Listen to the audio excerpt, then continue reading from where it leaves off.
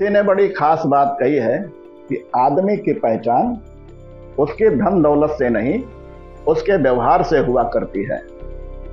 नमस्कार मित्रों, मैं हूं डॉक्टर रामजी भाई। आपके लिए एक छोटी सी कहानी लेकर आया हूं।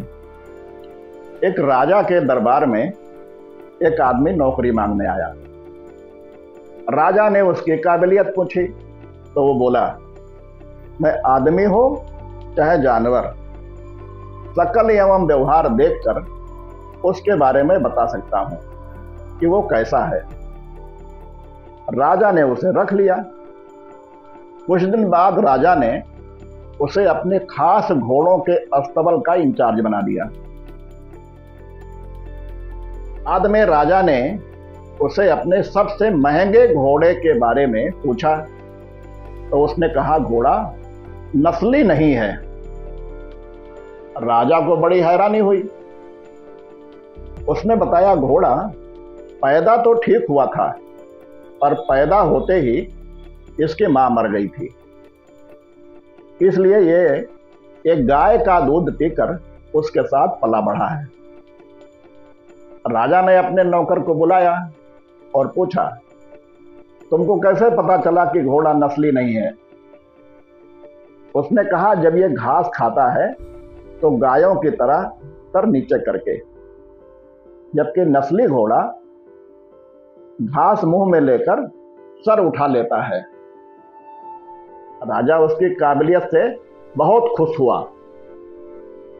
उसने नौकर के घर अनाज, घी, मुर्गे और ढेर सारी बकरियां बतौर इनाम भिजवा दिए और अब उसे रानी के महल में तैनात कर दिया। कुछ दिनों बाद राजा ने उससे रानी के बारे में राय मांगी। उसने कहा, और तरीके तो रानी जैसे हैं, लेकिन पैदाइशी नहीं है। राजा के पैरों तले तो जमीन खिसक गई। उसने अपनी सास को बुलाया। सास ने कहा, हकीकत यह है कि आपके पिताजी ने मेरे पति से हमारी बेटी की पैदाइशी पर ही रिश्ता मांग लिया था, लेकिन हमारी बेटी 6 महीने में ही मर गई। लिहाजा हमने आपके राजघराने से रिश्ता बनाए रखने के लिए किसी और की बच्ची को अपनी बेटी बना लिया। बाद में उसी से आपका विवाह हो गया। राजा ने अपने नौकर से पूछा कि तुमको कैसे पता चला? उसने कहा, रानी साहिबा का नौकरों के साथ सलूक गंवारों से भी बुरा है। एक खानदानी इंसान का दूसरों से व्यवहार करने का एक तरीका होता है जो रानी साहिबा में बिल्कुल नहीं है। राजा फिर उसकी पारखी नजरों से खुश हुआ और फिर से बहुत सारा अनाज, भेड़ बकरियां बतौर इनाम उसके घर भिजवा दिया। साथ ही उसे अपने दरबार में तैनात कर लिया। कुछ वक्त गुजरा। राजा ने फिर उसको बुलाया और अपने बारे में पूछा।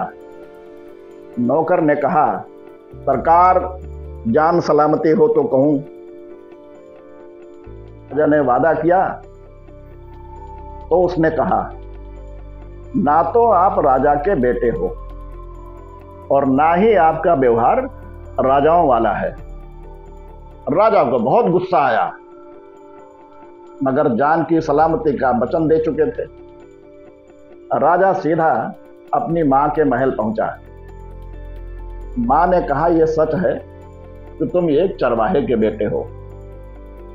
हमारी औलाद नहीं थी तो तुम्हें गोद लेकर हमने पाला।